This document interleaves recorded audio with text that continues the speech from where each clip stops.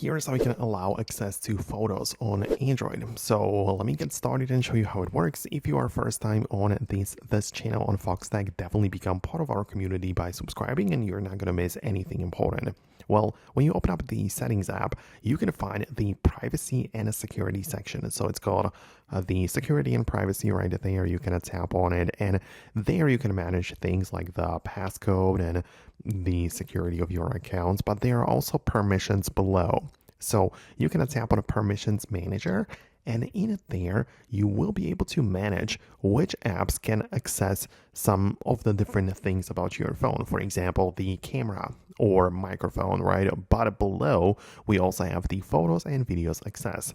In my case, I have like 26 apps which have access to the photos, but I have much more apps which I simply didn't allow to access my gallery. So this is the place to decide for you and your specific case.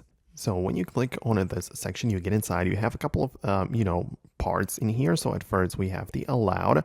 You can see all of the apps which can in fact access my gallery. So this includes some social media apps or, other stuff. But below, I have another section of apps which simply don't have access to my photos, even if they might want it to have, right? But for example, we can go below and we have some other social media apps which simply don't have it.